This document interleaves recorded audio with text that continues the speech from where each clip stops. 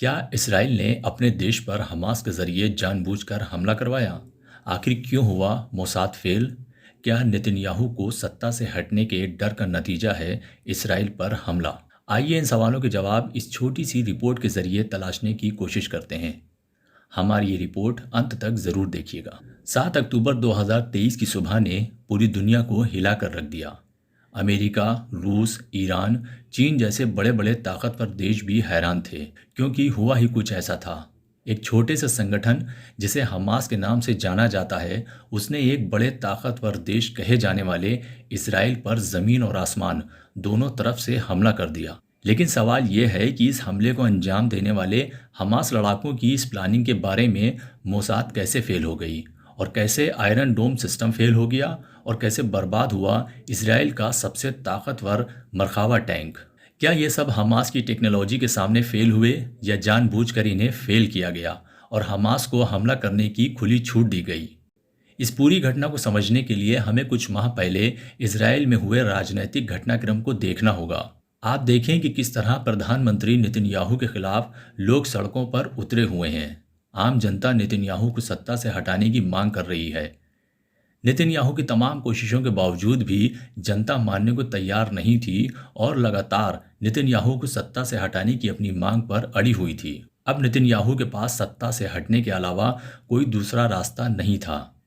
तभी अचानक इसराइल का पूरा आर्मी सिस्टम और जासूसी एजेंसी मोसाद फेल होती है, और हमास लड़ाके इसराइल में दाखिल होकर हमला शुरू कर देते हैं। यह हमला इतना ताकतवर था कि पूरे इसराइल में हाहाकार मच गया। युद्ध सायरन बजने लगे, लोग अपनी जान बचाने के लिए बंकरों में छुपने लगे। पूरे देश में सड़कों पर सिर्फ पुलिस और फौजी ही नजर आ रहे थे, और हर तरफ एक सन्नाटा छाया हुआ था। उधर दूसरी तरफ हमास के लड़ाके इसराइल की सरहद पार करके शहरों में घुस चुके थे। वो घरों के अंदर से लोगों को निकाल रहे थे और अपने साथ बंधक बनाकर ले जा रहे थे। उन्हें उस वक्त रोकने वाला कोई नहीं था। इसराइल के प्रधानमंत्री नेतन्याहू ने हमास के खिलाफ सीधे युद्ध की घोषणा कर दी। युद्ध की घोषणा होते ही हमास का गढ़ कहे जाने वाले गजा पट्टी पर इजरायली फौजों ने जबरदस्त हमला शुरू कर दिया। इस हमले में इमारतें ताश के पत्तों की तरह गिरने लगीं। आम नागरिक अपनी जान बचाने के लिए गजा पट्टी छोड़कर भागने को मजबूर हो गए। इस हमले के फौरन बाद नेतन्याहू देश को संबोधित करते हैं और अपने नागरिकों के मारे जाने का बदला लेने का संकल्प लेते हैं। अब वही जनता जो नेतन्याहू के खिलाफ थी, उनके साथ हो गई, और हर नागरिक हमास से बदला लेने के लिए अपने प्रधानमंत्री के साथ हो गया। इजरायली फौज ने हमास, जिनकी तादाद कुछ ही हजार बताई जाती है, उनसे बदला लेने के लिए 22 लाख की आबादी वाले गजा पर जबरदस्त हमला शुरू कर दिया।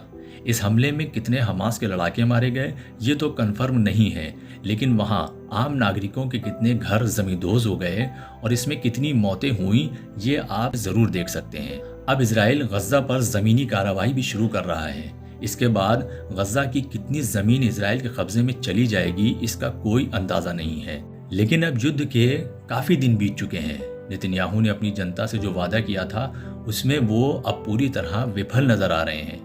जो जनता युद्ध की शुरुआत में नेतन्याहू के साथ थी, अब वो उनके खिलाफ हो गई है, और एक बार फिर इजराइल की जनता नेतन्याहू के खिलाफ सड़कों पर उतर आई है। अब नेतन्याहू यहाँ बहुत बड़ी मुसीबत में घिरते हुए नजर आ रहे हैं। एक तरफ युद्ध का दायरा बढ़ रहा है तो दूसरी तरफ जनता भी उनके खिलाफ होती जा रही है। इस युद्ध में किसकी जीत होती है और किसकी हार, ये तो आने वाला समय ही तय करेगा।